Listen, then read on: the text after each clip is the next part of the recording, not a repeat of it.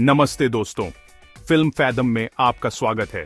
आज हम बात करने वाले हैं एक नई रोमांटिक फिल्म की, जिसने हाल ही में 25 दिसंबर 2025 को सिनेमाघरों में धमाल मचाया है। ये फिल्म है टू मेरी मेन तेरा टू मेरी। इस फिल्म में काम किया है बॉलीवुड के मशहूर अभिनेता कार्तिक आर्यन और अनन्या पांडे ने। अगर आप जानना चाहते हैं कि इस फिल्म की कहानी क्या है, इसमें क्या रोमांच है और क्या यह फिल्म देखने लायक है, तो आप बिल्कुल सही जगह हैं। तो चलिए शुरू करते हैं, इस प्यार की कहानी को समझते हैं। टू मैरी मैन तेरा टू मैरी एक रोमांटिक कॉमेडी ड्रामा फिल्म है जिसे निर्देशित किया है समीर विद्वांस ने। यह फिल्म धर्म प्रोडक्शंस और नमक पिक्चर्स के तहत बनाई गई है, जिसके प्रोड्यूसर हैं करण जौहर, आदार पूनावल्ला और अन्य प्रमुख निर्माता। फिल्म की मुख्य विशेषताएं: यह फिल्म बनाई गई है हर पहलू से शानदार तरीके से। सबसे पहली चीज, लोकेशन। इस फिल्म को शूट किया गया है सुंदर जगहों पर, क्रोएशिया, जहां की खूबसूरती अद्भुत है। यहां शूट हुई है फिल्म का पहला हिस्सा। डब्रोवनिक, स्प्लिट, हवर आइलैंड और विस आइलैंड जैसी लुभावनी जगहों पर रोमांटिक सीन्स बने हैं। भारत, राजस्थान के अलीला फोर्ट, बिशनगढ़, आगरा का ताजमहल और मुंबई में भी शूटिंग हुई।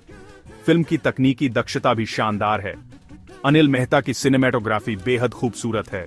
विशाल शेखर का संगीत दिल को छू जाता है और रेमो डिसूजा का कोरियोग्राफी शानदार है। फिल्म की अवधि लगभग 2 घंटे 25 मिनट की है, मतलब एक मध्यम लंबाई की फिल्म जो बोरिंग नहीं है। अब आते हैं मुख्य किरदारों पर। यह फिल्म की यूनिक बात यह है कि इसमें विपरीत किरदार एक दूसरे के आकर्षित होते हैं। पहला किरदार राय, जिसे निभाया है कार्तिक आर्यन ने। राय अमेरिका में रहने वाला एक अमीर लड़का है। उसकी मां पिंकी मेहरा एक मशहूर शादी की प्लानर है। राय अपनी मां का लाडला है, पूरी तरह मां पर आश्रित। वह अपने सपने छोड़कर अमेरिका में बस गया, लेकिन वह भारत की संस्कृति को भी गहराई से मानता है। वह एक अधूरा आदमी है, अपने आप से संतुष्ट नहीं। दूसरा किरदार रूमी, जिसे निभाया है अनन्या पांडे ने। रूमी आगरा में रहती है। वह एक लेखिका है, खुद की पहचान वाली महिला। उसका परिवार परंपरागत भारतीय संस्कृति में विश्वास करता है। उसके पिता कर्नल अमरवर्धन सिंह सेना से सेवानिवृत्त हैं, एक सम्माननीय व्यक्ति। उसकी बहन जिया अपनी शादी के लिए तैयार है। रूमी अपने परिवार की जिम्मेदारी निभाती है।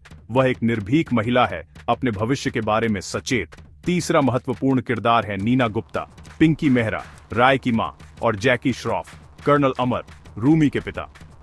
क्रिटिकों ने कहा है कि माता पिता की कहानी ही फिल्म का सर्वश्रेष्ठ हिस्सा है। उनका रिश्ता, उनकी भावनाएं, उनका प्रेम, सब कुछ दर्शकों के दिल को छू जाता है। अब आते हैं फिल्म की मुख्य कहानी पर। पहला अधिनियम, क्रोएशिया में मिलना।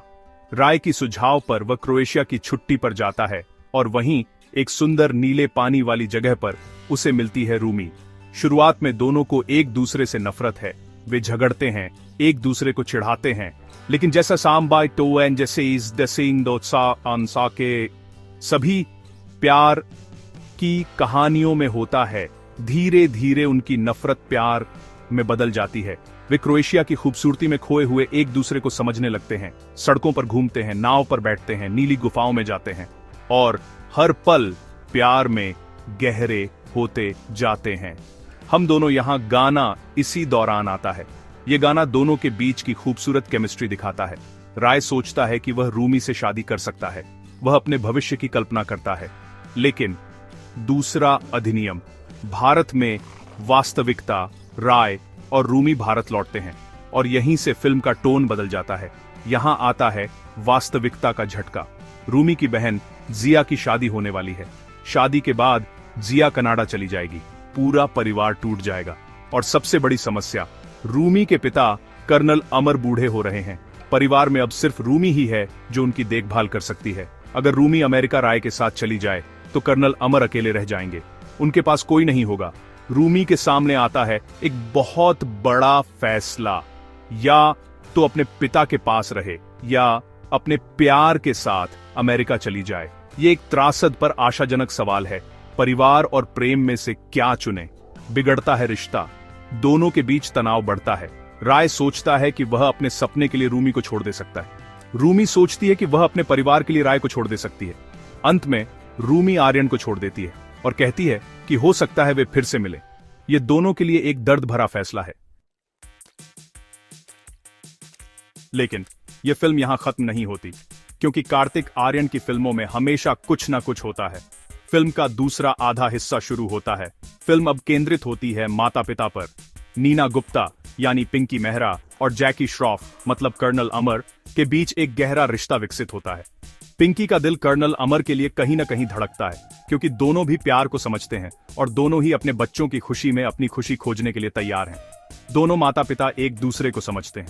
दोनों जानते हैं कि परिवार और प्यार अलग अलग नहीं होते, वे एक दूसरे से जुड़े होते हैं। शादी का समय आता है। जिया की शादी का दिन आता है और यह दिन बदलाव का दिन बन जाता है। शादी के समय सब कुछ नाटकीय तरीके से बदल जाता है। असली प्यार की कहानी उजागर होती है। माता पिता के जरिए दोनों लड़के लड़कियों को एक नई सीख मिलती है। वे समझते हैं कि प्यार अकेले दो लोगों के बीच नहीं होता, प्यार एक परिवार का मामला है। अंतिम मिलन। फिल्म का अंत परंपरागत नहीं है। यह न तो एक सामान्य खुश अंत है, न ही एक उदास अंत, बल्कि यह एक प्रगतिशील अंत है। रूमी और राय को एक दूसरे के पास वापस लाया जाता है, लेकिन अपने परिवार के साथ। कर्नल अमर और पिंकी के रिश्ते का विकास दोनों के लिए एक नया रास्ता खोल देता है। मुख्य संदेश। यह फिल्म सिर्फ प्यार के बारे में नहीं है, यह परिवार के बारे में है, यह समझ और बलिदान के बारे में है, और यह सिखाती है कि अपने सपने और परिवार के बीच संतुलन कैसे बनाए। अब आते हैं कि क्रिटिकों ने इस फिल्म के बारे में क्या कहा। फिल्म की ताकतें देखें तो सबसे पहले सिनेमेटोग्राफी की बात करें तो अनिल मेहता ने क्रोएशिया की खूबसूरती को कैमरे में कैद किया है। सच कहूं तो हर फ्रेम एक पोस्टकार्ड जैसा लगता है। माता पिता का किरदार निभाने वाले नीना गुप्ता और जैकी श्रॉफ ने अपने किरदारों को पूरी तरह जीवंत कर दिया है। उनका प्रदर्शन इतना भावुक है कि यार कई बार दर्शकों की आंखें सच में नम हो जाती हैं। संगीत की बात करें तो विशाल शेखर का संगीत बेहद सुंदर है। हम दोनों यहां दिल मुसाफिर और पुरानी क्लासिक्स का मेडली, सब कुछ दिल को छू जाता है। फिल्म में कुछ पल ऐसे हैं जो सच में दर्शकों को भावुक कर देते हैं, खासकर पिता बेटी का रिश्ता और मां के एहसास। सब कुछ प्रामाणिक लगता है और तकनीकी लिहाज से भी प्रोडक्शन डिजाइन, कॉस्ट्यूम, एडिटिंग सब कुछ बेहद पेशेवर है। लेकिन हर फिल्म में कमियां होती हैं, है ना? यह फिल्म भी कोई अपवाद नहीं है। अब फिल्म की कमजोरियों पर नजर डालें तो पहली आधी फिल्म में हास्य का अभाव है। क्रोएशिया के दृश्य बहुत सुंदर हैं, लेकिन कहीं कहीं दर्शक बोर भी महसूस कर सकते हैं। कहानी की बात करें तो यह फिल्म पुरानी रोमांटिक कॉमेडिस से काफी मिलती जुलती है, जैसे तू झूठी मैं मक्कार या दिलवाले दुल्हनिया ले जाएंगे जैसी फिल्मों के साथ। राय की समस्याएं जैसे अमेरिका में रहना कई दर्शकों को असली नहीं लगती। कहीं ना कहीं यह अमीर लोगों की छोटी मोटी समस्याएं जैसी लगती है। और कुछ किरदार जैसे विक्की का किरदार फिल्म में लाया गया, लेकिन उसका कोई खास योगदान नहीं दिखता। तो निष्कर्ष क्या है? टू मैरी मेंटेरा टू मैरी एक मिलीजुली फिल्म है। किसे देखनी चाहिए? अगर आप रोमांटिक फिल्मों के शौकीन हैं, अगर आप सुंदर कैमरे के काम की सराहना करते हैं, अगर आप कार्तिक आर्यन और अनन्या पांडे के फैन हैं, अगर आप परिवार केंद्रित कहानियां पसंद करते हैं, या अगर आप दिल की भावनाएं सुनना चाहते हैं, तो यह फिल्म आपके लिए है। लेकिन अगर आप एक मजेदार हल्के फुल्के कॉमेडी की उम्मीद कर रहे हैं, या किसी नई अनूठी कहानी के लिए आ रहे हैं, या आप चाहते हैं कि फिल्म आपको सोचने पर मजबूर करे, तो शायद यह फिल्म आपके लिए नहीं है। मेरी रेटिंग है 3.5 में से 5 सितारे। यह एक बार देखने योग्य फिल्म है। शायद आप इसे सिनेमा घर में ना देखें, लेकिन अगर OTT पर आए तो एक बार जरूर ट्राई करें। और हां, फिल्म का सबसे अच्छा हिस्सा है माता पिता की कहानी। नीना गुप्ता और जैकी श्रॉफ की भावनात्मक प्रदर्शन ही इस फिल्म को देखने लायक बनाता है। तो दोस्तों, यह था आज की मूवी एक्सप्लेनर। कृपया बताएं कि आपको यह स्क्रिप्ट कैसी लगी। अगर आपको फिल्म के बारे में और कुछ जानना है तो कमेंट में पूछें। अगर आप सिनेमा के बारे में और जानकारी चाहते हैं तो सब्सक्राइब करें और बेल आइकन दबाएं। अगली फिल्म एक्सप्लेनर तक फिल्म फादम के साथ बने रहें। धन्यवाद।